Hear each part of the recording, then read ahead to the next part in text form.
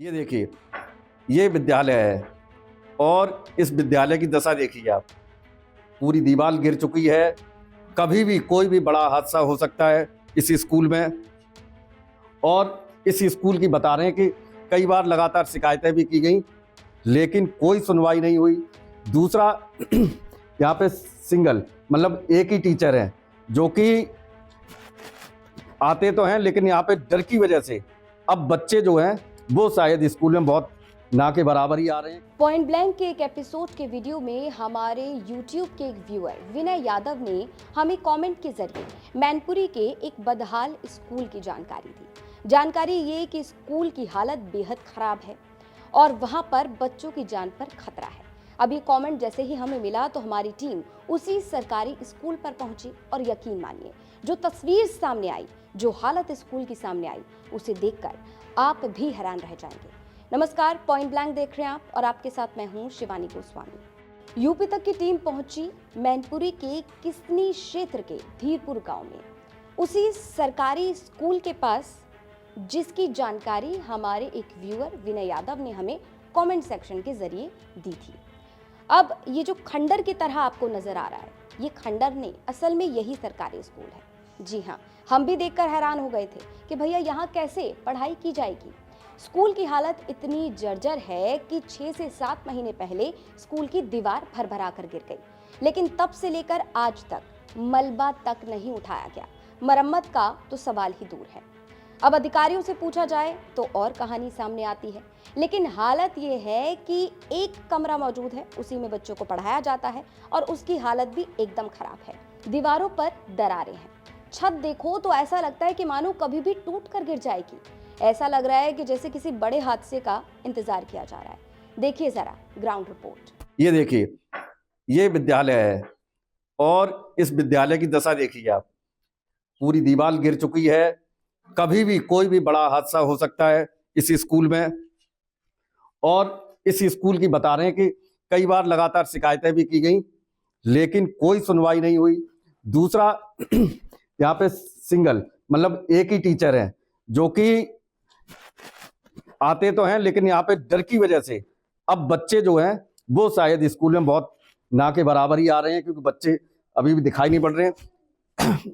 इस विद्यालय की स्थिति से आप अंदाजा लगा सकते हैं कि ये विद्यालय किस कंडीशन में है। और भूत से संबंधित जो है मतलब सूचनाएं खंड शासनाधिकारी ने मतलब बीएसए ऑफिस या फिर ब्लॉक संसाधन केंद्र पर सूचनाएं दी, पर बहुत ज़्यादा कोई भी अधिकारी इसका निरीक्षण करने के लिए नहीं आता क्या? उनको दिखाई नहीं दिया कि ये इतनी मतलब बुरी अवस्था में स्कूल है? निरीक्षण करने के लिए एक बार जो है सेक्रेटरी सर आए थे और फिर जो है आके चले गए। बहुत ज़्यादा कोई कार्रवाई नहीं हुई। एक बार लेखपाल सर भी आए थे, लेकिन बहुत ज़्यादा कुछ। यहाँ के जो बीएसए हैं वो बीएसए हैं दीपिका गुप्ता जी, वो आई कभी? नहीं, वो नहीं आई। यहाँ पढ़ाने वाले जो टीचर्स हैं उन्होंने बताया कि लगभग 1.5 साल से स्कूल की हालत ऐसे ही जर्जर है। लगातार शिकायत की जाती है, लेकिन शिकायत के बाद भी कोई एक्शन नहीं लिया जाता। 6 से 7 महीने पहले पूरी की पूरी दीवार गिर गई, लेकिन उसके बावजूद भी मलबा तक नहीं हटाया गया। अब ऐसे में कई बड़े सवाल उठते हैं, लेकिन खामियाजा किसे भुगतना पड़ रहा है?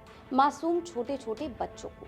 अब हालत ये हो गई है कि बच्चे स्कूल आने में डरने लगे हैं और माता पिता भेजने में कतरा रहे हैं।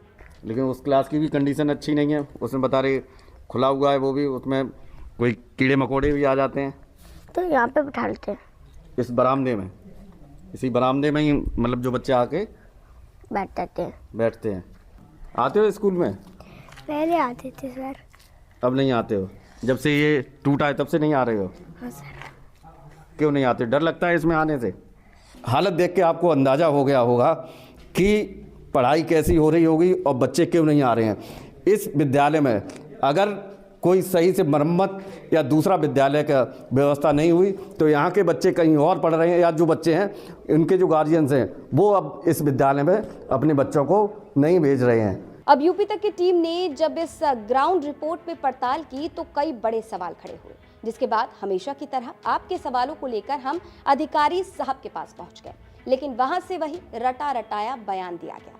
कहा गया कि भैया बजट तो मांगा गया है, लेकिन बजट हुआ नहीं है। 1.5 साल से शिकायतें की जा रही हैं, लेकिन अभी तक कोई काम नहीं हुआ। उसके लिए बजट का प्रस्ताव हमने भिजवा दिया है और जो बच्चे हैं वहाँ पे छात्र नामांकन काफ़ी कम है और उन बच्चों को हमने ये कड़ा निर्देश दिया है वहाँ के प्रधानाध्यापक को और खंड अधिकारी को कि जर्जर भवन के आसपास बच्चों को बिल्कुल भी ना बैठाएं। अलग से कमरे की व्यवस्था बता रहे हैं वहाँ की गई है, वहीं बच्चों को पढ़ाया जाता है, वहाँ पे तो नहीं बैठाया जहाँ पे जर्जर है भवन। बता रहे 1.5 साल से ये विद्यालय की कंडीशन है, लेकिन अभी तक कोई उस पर कार्रवाई नहीं की गई। हमने बजट के लिए प्रस्ताव भिजवाया है लेकिन अभी तक बजट में प्राप्त नहीं हुआ है। तो मैडम कह रही है कि बजट आएगा उसके बाद ही हम कुछ काम कर सकेंगे और बच्चों को उस बिल्डिंग में नहीं बल्कि दूसरे कमरे में बैठाया जाता है। लेकिन जो दूसरे कमरे में बैठाया जाता है उसकी हालत भी कुछ खासी ठीक नहीं है।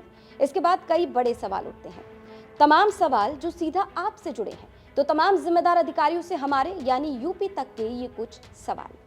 पहला सवाल, क्या निर्माण के दौरान खराब सामान का इस्तेमाल किया गया? दूसरा सवाल, 1.5 साल से लगातार शिकायत की जा रही है, एक्शन क्यों नहीं लिया जा रहा? तीसरा सवाल, बच्चों की जान पर आफत है, अधिकारियों को क्या दिखता नहीं? चौथा सवाल, बजट का कहकर क्या अधिकारी पल्ला झाड़ रहे हैं? ये भी बताया गया कि इस बिल्डिंग के निर्माण को मात्र 15 साल हुए हैं। 15 साल में बिल्डिंग की ऐसी हालत हो गई जिसके बाद और बड़े सवाल खड़े होते हैं। तो तमाम जिम्मेदार अधिकारी साहब सामने आइए और इन सवालों का जवाब दीजिए। पॉइंट ब्लैंक इसी तरह से आपकी खबरों को लेकर आता है और आपके सवालों को इसी तरह से उठाता है। जैसे हमारे व्यूअर विनय यादव ने हमें कमेंट के जरिए इस खबर की जानकारी दी, जो हमने इसकी पड़ताल की और आपके सवालों को अधिकारियों तक पहुंचाया। अगर आपको भी कहीं कोई प्रशासनिक लापरवाही नजर आती है तो वो आप हमें कमेंट बॉक्स में जरूर बताइए, हमारी टीम उसकी पड़ताल करेगी और अगर खबर सच होगी तो हम आपके सवालों को अधिकारियों तक पहुंचाएंगे। ये खबर हमें भेजी थी मैनपुरी से हमारे सहयोगी पुष्पेंद्र सिंह ने। इस पर अपनी राय कमेंट बॉक्स में जरूर रखें और जैसे कि आप सभी जानते हैं, उत्तर प्रदेश की तमाम खबरों को जानने के लिए लगातार देखते रहिए यूपी तक।